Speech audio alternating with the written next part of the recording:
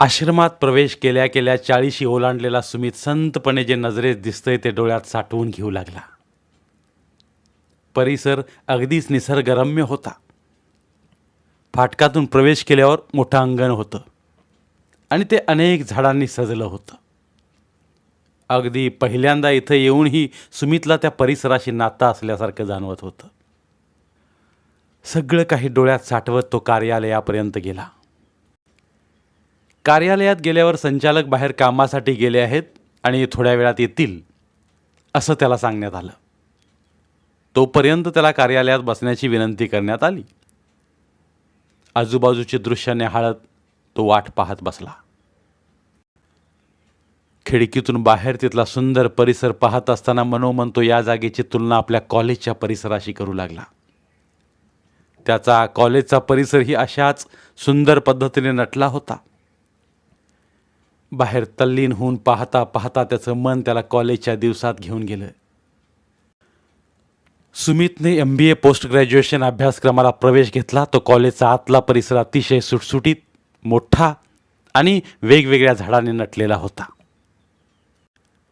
College सुरू होऊन 15 दिवस झाले होते. प्राध्यापक अजून वर्गात आले नव्हते. सगळ्यांची आपापसात बऱ्यापैकी ओळख झाली होती आणि त्यामुळे आता वर्गात गोंधळ चालू होता. अशातच वर्गात एका नवीन विद्यार्थिनीने प्रवेश केला आणि उपस्थित असलेल्या सगळ्यांच्या नजरा तिच्यावर पडल्या. गोंधळ थांबून आता काहीमध्ये कुजबूज सुरू झाली. ती विद्यार्थिनी बाकावर जाऊन बसली. तिचा पोशाख तसा साधाच, पण तिच्या चेहऱ्यावरचा मेकअप बघून अनेकांच्या नजरेत एक अवघडलेपण आलं. तिच्या चेहऱ्याकडे बघून तिचं वेगळेपण दिसून येत होतं. मात्र डोळ्यात स्थिरता होती, चेहऱ्यावर शांतता होती. आईला कॉलेजमध्ये आता यांचीच कमी होती वाटतं. सुमितच्या शेजारी बसला त्याचा मित्र माधव म्हणाला आणि अनेक जण मोठ्याने हसायला लागले. तशी तिनं मागं वळून नजर त्या तरुणावर रोखली आणि म्हणाली, कमी हाय म्हणूनच आले ती भरून काढायला. फी भरलीस का की टाळ्या वाजवत त्यात सूट मिळवून तशीच भरती झाली आहेस? दुसरा एक जण म्हणाला, टाळी फक्त एकाच हाताने वाजत नसते. माझ्याबद्दलचा तुझा गैरसमज दूर करायला आवडेल. आत्ता करू की नंतर? अगदी शांतपणे ती म्हणाली, आत्ताच दूर कर. वर्गात येत प्राध्यापक तिला म्हणाले. तसा वर्गातला गोंधळ शांत झाला. प्राध्यापक पुढे म्हणाले, तुझे ॲडमिशन उशिरा झालं हे कळलं मला. आत्ताच तुझ्याबद्दल सांग. तुझी ओळख करून दे सर्वांना. मी मीना. खरं तर लय पैशांची जुळवाजुळव करत आणि अडचणीवर मात करत मी या कोर्सला प्रवेश घेऊ शकले. माझ्या शिक्षणामध्ये अंतर पडल्यामुळं मी बाकीच्यांपेक्षा काही वर्ष मोठीच असेन. सर, मला सगळ्यांना एक महत्त्वाचं सांगावंसं वाटतंय. मी ट्रान्सजेंडर असले तरी माणूस आहे. ते ध्यानात ठेवून तुम्ही माझा स्वीकार केला, समजून घेतलं तर सोपं जाईल. मीनाच्या या बोलण्याने सुमित मंत्रमुग्ध झाला. आता अनेक जण बऱ्यापैकी तिच्या बाबतीत संवेदनशील झाले. त्या दिवसापासून विद्यार्थ्यांमध्ये आणि सर्व कॉलेजमध्येच ती चर्चेचा विषय बनली. तिने लिंग परिवर्तनाचं ऑपरेशन करून ती पुरुष देहातून स्त्री बनली होती. ट्रान्सजेंडर असल्यामुळे तिच्याबद्दल अनेक चुकीच्या समजुती आणि कुतूहल काहींच्या मनात होतंच. तिच्या वर्गातल्या मुलामुलींना मात्र हळूहळू तिच्यासोबत वागण्या बोलण्यात अगदी सहजपणा वाटू लागला. सुमितचीही तिच्याशी ओळख झाली. प्रात्यक्षिकांची त्यांची एकच बॅच असल्याने त्यांचा संवाद होऊ लागला. सर्वात पहिल्यांदा ते एकत्र कॅन्टीनमध्ये गेले तेव्हा सुमितने त्याच्यासोबतच्या गँगशी म्हणजे श्रावणी, अनिश, माधव आणि अश्विनीशी मीनाची ओळख करून दिली. त्या दिवशी सर्वांची ओळख झाल्यावर तीसुद्धा गँगचा एक भाग झाली. एकदा दिवसाचं शेवटचं प्रॅक्टिकल चालू असताना माधवने लॅबच्या बाहेरूनच खुनेने अनिश आणि अश्विनीला बाहेर येण्यास सांगितलं. माधवचा घाबरलेला आणि रडवेला चेहरा बघून त्याने कारण काढून लॅबच्या बाहेर पळ काढला. बाजूला बोलावून माधव म्हणाला, चला पटकन चला. कॉम्प्युटर लॅबच्या 8व्या मजल्यावर सुमित तिथून उडी मारण्याचा प्रयत्न करत होता आत्ता. दोघेही हादरलेच. काय? त्याला काही झालं नाही ना? अश्विनीने विचारलं.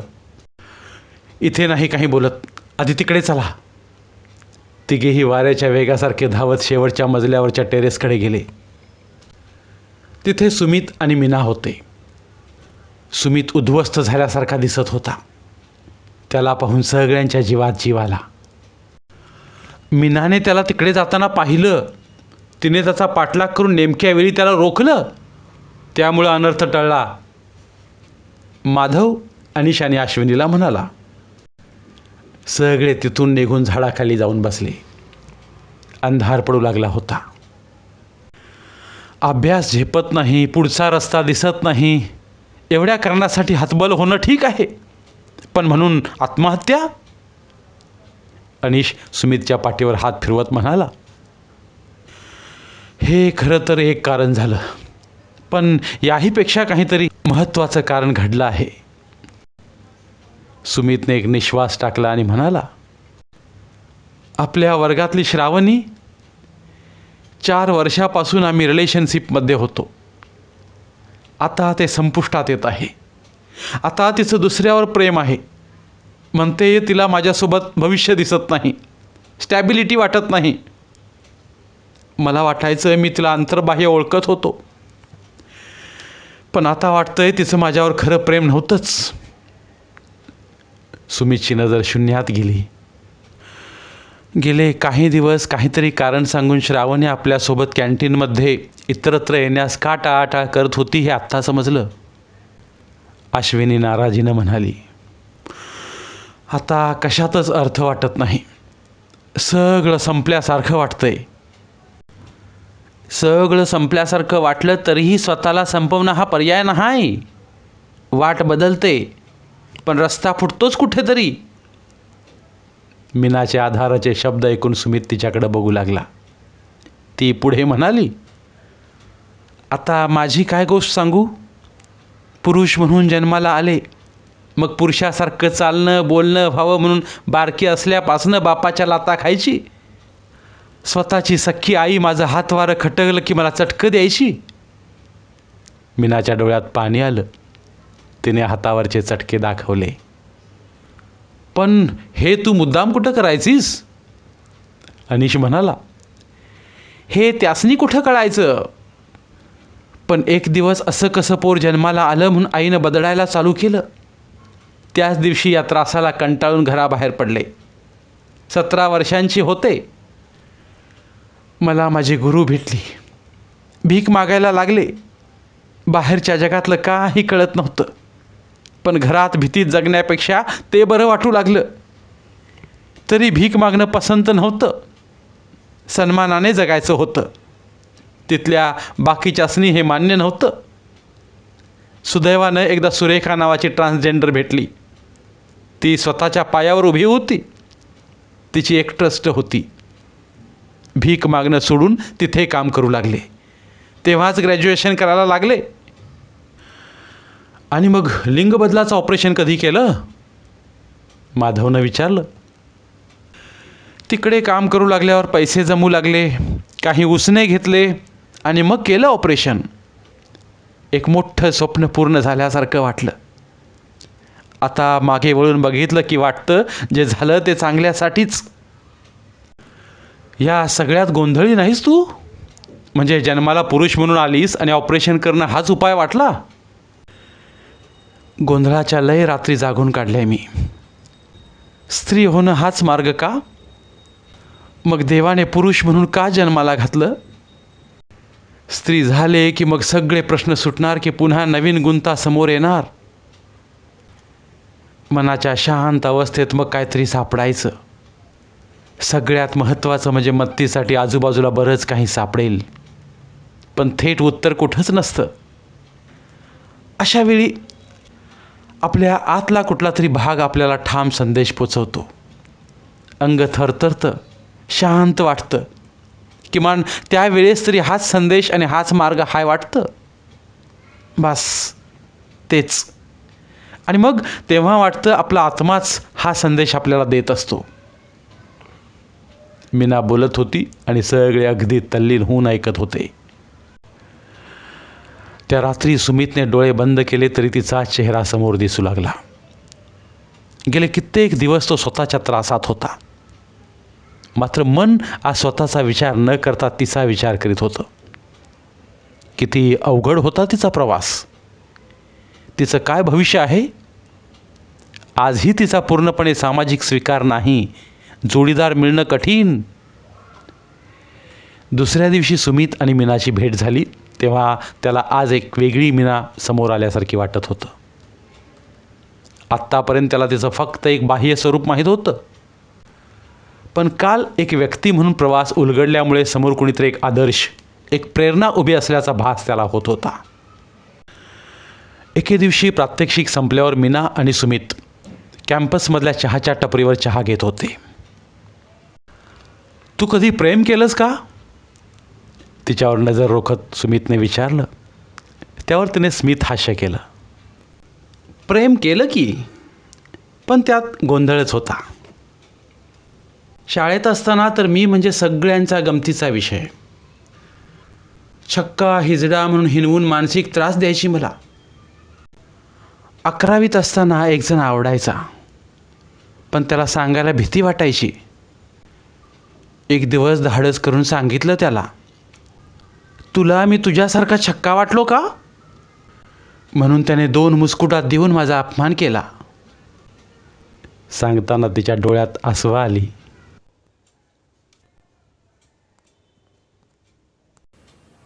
पहिल्या वर्षीचा शेवटचा पेपर झाल्यावर सुमित, अश्विनी, अनिश, मीना आणि माधवने एकत्र मिळून चित्रपट पाहिला.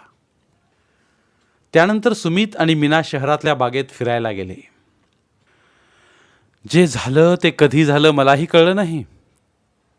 सुमित म्हणाला, खरंय की बघता बघता 1 वर्ष संपलं नाही.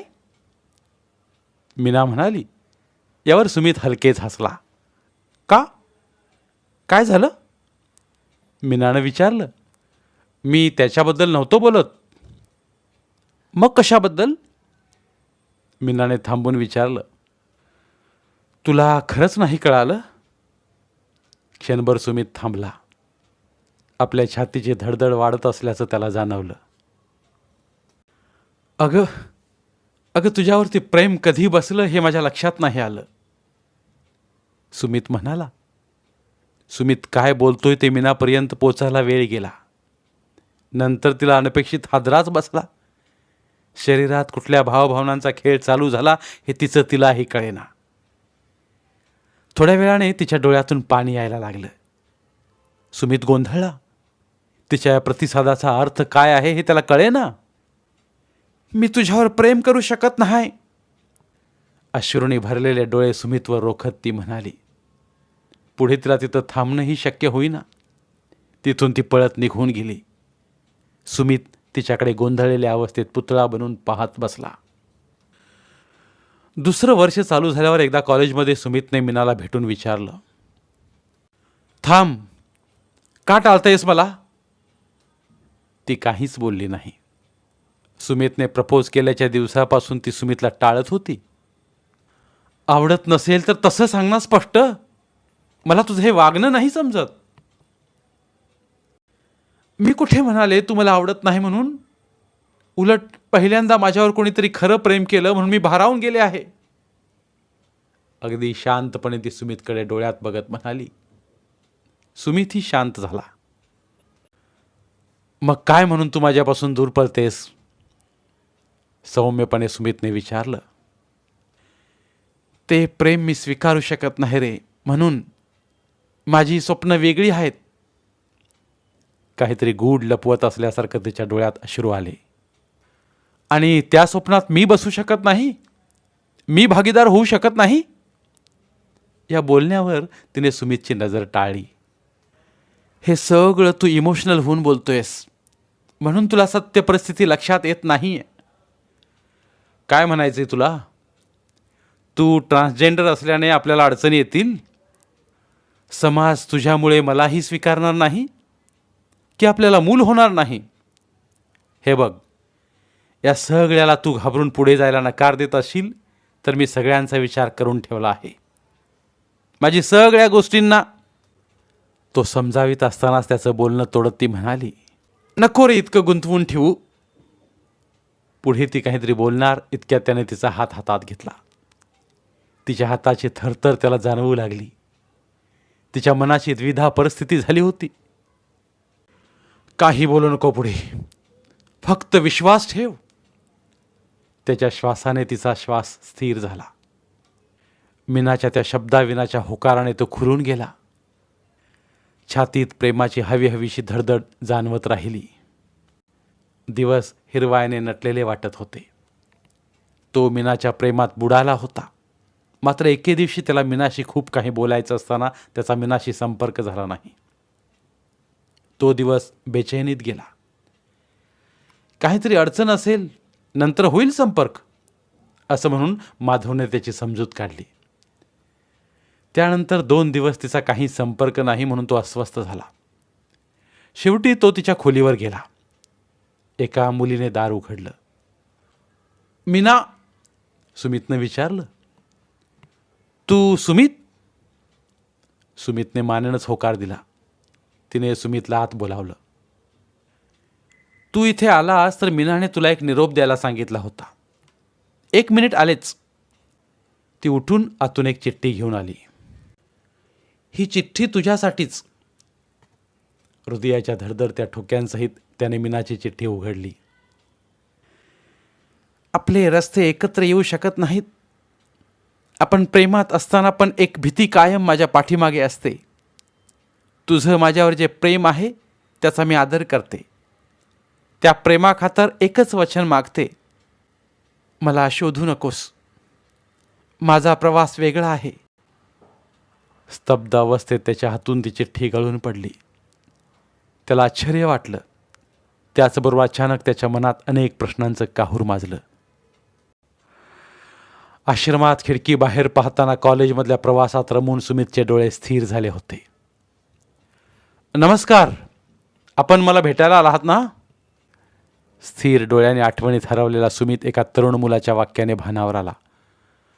हो, आपणच? सुमितने त्याला विचारलं. मीच या संस्थेचा संचालक, अर्जुन. नाव ऐकता सुमितच्या चेहऱ्यावर हलकं हसू उमटलं. मला मीनाला भेटायचं आहे. अर्जुन स्तब्धपणे सुमितकडे बघू लागला. मीनाने कोर्समध्येच का सोडला, ती कुठे गेली याचं उत्तर कोणालाच माहीत नव्हतं. कॉलेज संपल्यावर सुमितचे मित्रमैत्रिणी आपापल्या मार्गाला लागले. कोणी नोकरी तर कोणी व्यवसायात स्थिर होऊ पाहत होतं. सुमितने मीनाचा शोध न घेण्याचं वचन पाळलं होतं. एके दिवशी त्याला फोन आला. हॅलो, सुमित ना? हो, बोलतोय मी, मीना. जवळपास 7-8 वर्षानंतर तिचा आवाज आणि नाव ऐकून त्याचं सर्वांग थरथरू लागलं. 2 क्षण काही प्रतिसादच देता आला नाही. मीना, या व्यतिरिक्त कुठलेही शब्द निघाले नाहीत. अचानक आपल्याला हुंदका येत असल्याचं त्याला जाणवलं. सुमित, मला तुला भेटायचं आहे. सुमित तिच्या या शब्दांनी भानावर आला. परक्या गावात मीनाला भेटायला जाताना त्याच्या हृदयातून पुन्हा प्रेम बहरत होतं. इतक्या वर्षातून पुन्हा काहीतरी नवा अर्थ सापडल्याचं त्याला जाणवत होतं. त्याच्या मनात अनेक प्रश्न होते, पण त्याहीपेक्षा मीनाला भेटायचं कुतूहलही होतं. दरवाजा उघडला गेला. मीना आणि सुमित समोरासमोर आले. इतक्या वर्षांनी तिला पाहिल्यावर जो आनंद त्याला व्हायला हवा होता, त्या जागी मात्र त्याच्या चेहऱ्यावर आश्चर्य दाटलं. मीनाची ढासळलेली प्रकृती त्याला दिसली. तिच्या चेहऱ्यावर थकवा जाणवत होता आणि वजन घटलेलं. मीना, तू बरी आहेस ना? काय हाल करून घेतले आहेस हे? इतक्या वर्षात तिला बोलपणाचं अंतर विसरून सुमित तिच्याजवळ जात काळजीनं म्हणाला, अजूनही तू बदलला नाहीस, अगदी तसाच आहेस. मीना अगदी प्रेम भरल्या नजरेने त्याच्याकडे बघत म्हणाली. मीनाने त्याच्या खांद्यावर हात ठेवला. सगळे प्रश्न मनात आहेत, का सोडून गेलीस मला? का शब्दात अडकवलंस? सुमितने विचारलं. सगळं सांगेन आज, काही ठेवणार नाही. शांतपणे सुमितला आश्वस्त करत ती म्हणाली. सुमित, आजची आपली भेट खास आहे. मी जाण्याआधी मला तुला एकदा बघायचं होतं, भेटायचं होतं आणि तुझ्या उत्तर न मिळालेल्या प्रश्नांची उत्तरं द्यायची होती. तिचं शेवटचं वाक्य सुमितपर्यंत पोचायला 1-2 क्षण गेले. काय बोलतेस तू? कुठे जाण्याआधी? दोन्ही हात हातात घेत विचारताना त्याचा आवाज जड झाला होता. हे जग सोडून जाण्याआधी. शब्द सुमितच्या काळजाच्या आत गेले आणि त्याच्या देहाची पुतळ्यासारखी अवस्था झाली. मी HIV पॉझिटिव्ह आहे. एका टप्प्यावर पोटाचा प्रश्न होता तेव्हा दुसरा काहीच पर्याय नव्हता. घरातून बाहेर पडले तेव्हा भीक मागताना मलाही बाहेरचा रस्ता दिसत नव्हताच. मग कोणीही गळ्यात पडलं की त्याला जवळ केलं. त्यातून हे कॉलेजमध्ये असतानाच मला हे कळालं होतं. तेव्हा तुम्ही धक्का पचवला. पण तिचं वाक्य पूर्ण होण्याआधीच सुमित एकदम धक्क्याने खालीच बसला. सुमित आणि मीना एकमेकांच्या जवळ हातात हात घेऊन बसले होते. सुमितचं डोकं मीनाच्या खांद्यावरच होतं. नजर शून्यात होती. एक पार्टनर मिळावा हे स्वप्न होतं. तू विचारलंस, मला प्रपोज केलंस. अगदी त्याच्याच काही दिवस आधी मला माझ्या HIV बद्दल समजलं होतं. वाटायला लागलं हातात मोजकी वर्षे आहेत. माझं दुसरं स्वप्न मला पूर्ण करायचं होतं. त्या स्वप्नात मी वाहून गेले. ट्रान्सजेंडरसाठी काम सुरू केलं. पण तुझ्या आजाराबद्दल तू मला तेव्हाच का नाही सांगितलंस? मी त्यातही तुझी सोबत केली असती. मीनाने सुमितचं डोकं उचललं. त्याच्यासमोर डोळ्यात बघत म्हणाली, तेच मला नको होतं. त्या दिवशी तू विश्वास दिलास. माझ्या थरथरत्या हातांना आधार दिलास. लय विचार केला मी. निर्णय घ्यायच्या आधीची रात्र लय तळमळत काढली मी. मनावर दगड ठेवून ठरवलं. जे बरोबर वाटलं ते ठरवून तिथून तुला न सांगता निघाले. माझी स्वप्न मोठी होती. त्यात तू मला साथ दिली असतीस हेही मला माहीत आहे. पण माझ्यामुळे तुझी फरफट होऊ नये रे, म्हणून मी हे सगळं केलं. आपला संसार सुरू झाला असता. पण जोडीदार म्हणून मी काही तुला कायमसाठी पुरणार होते का हे माहीत नव्हतं.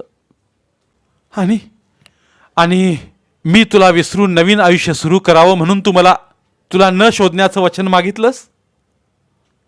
सुमितचे डोळे पाणावून गेले होते. काही क्षण मीना थांबली आणि ओघळत्या अश्रूंनी म्हणाली, सुमित, सापडलं ना नवं प्रेम? संसार सुरू केलास? सुमित मीनाच्या डोळ्यात बघू लागला. काहीच बोलला नाही. तिला उत्तर मिळालं. ती सुमितचा हात दाबत म्हणाली, आठवणींच्या हिंदोळ्या सुख देणाऱ्या वाटत असतील तुला, पण फक्त आठवणीवर आयुष्य नाही काढता येत रे. कुणीतरी हाय तुझीही वाट बघणार. त्यासाठी तुझे डोळे उघडे ठेव. सुमितच्या डोळ्यातून अश्रू चालू झाले होते. काहीसं ठामपणे ती म्हणाली, ही आपली शेवटची भेट. तिच्या पुन्हा असं वचन घालण्याचा अर्थ सुमितपर्यंत पोहोचला. काही क्षण नुसती शांतता होती. तुला कधी भेटावंसं वाटलं, बोलावंसं वाटलं तर? सुमितने तिला प्रश्न विचारला. भेटेन मी. माझा संसार थाटलाय मी. सुरुवातीला ट्रान्सजेंडरसाठी काम चालू केलं, पण नंतर एका अनाथ मुलाला दत्तक घेतलं आणि जगण्याला अजून एक वळण आलं. अनेक मोठी स्वप्न पूर्ण झाल्यासारखी वाटली.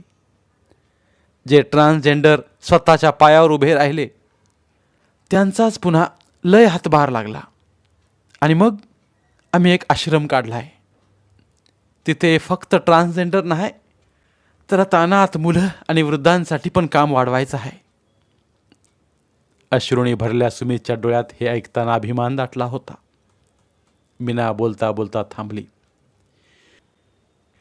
मी जेव्हा या जगात नसेन ना, तेव्हा तिथे माझ्या आश्रमात भेटेन मी. तोच माझा संसार आहे.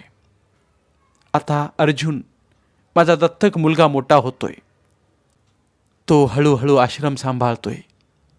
माझ्या ट्रान्सजेंडर मैत्रिणी पण आहेतच. मीना पुन्हा शांत झाली आणि म्हणाली, पण तिकडे भेटायला येण्याची एक अट आहे. मला खरं तर मीनाला भेटायचं आहे. आश्रमात अर्जुन स्तब्धपणे सुमितकडे बघू लागला. आपण सुमित ना? अर्जुनने दिलेल्या ओळखीने सुमित आणि अर्जुन एकमेकांकडे बघू लागले. हो, पण तुम्ही मला ओळखता? सुमितने विचारलं. आईनं सांगितलं होतं तुमच्याबद्दल. तुम्ही तिला इकडे नक्की भेटायला याल हेही सांगितलं होतं. पण इतक्या वर्षानंतर? यावर सुमितने हलकं स्मित हास्य केलं. हो, मीनाने, तुझ्या आईने अट घातली होती ना, जर मी नव्या आयुष्याला नव्या जोडीदारासोबत संसाराला सुरुवात केली तरच मी इकडे येऊ शकतो.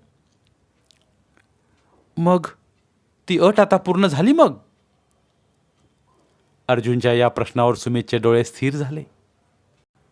श्वास संत झाला. मीनाने तिच्यात अडकून न राहता तिला विसरून मी नव्या जीवनाला सुरुवात करावी म्हणून खूप काही केलं. अगदी कॉलेजनंतर काही वर्षाच्या भेटीतही तिने मला परत कधीही न भेटण्याची अट घातली. शेवटी इथं भेटायला येण्यासाठीही तिने मला तीच अट घातली. इतकी वर्ष मी घालवली. जवळच्या माणसांना दुखावलं. मनाच्या खोलात गेलो. अनेक अवस्थांमधून प्रवास केला आणि आज इथे आलोय. अट इथेच पूर्ण करायला आलोय. सुमितच्या या बोलण्याचा अर्थ अर्जुनला कळला नाही. तो प्रश्नार्थकपणे सुमितकडे पाहू लागला. सुमित काही क्षण थांबला आणि म्हणाला, जिथे मीनाने संसार केला त्याच आश्रमात मला माझ्या संसाराला सुरुवात करायची आहे. हा आश्रम, हाच माझा संसार. तिने जो संसार थाटला तेच संसार कार्य मला करायचं आहे. थिजल्यासारखं होऊन अर्जुन सुमितकडे पाहू लागला.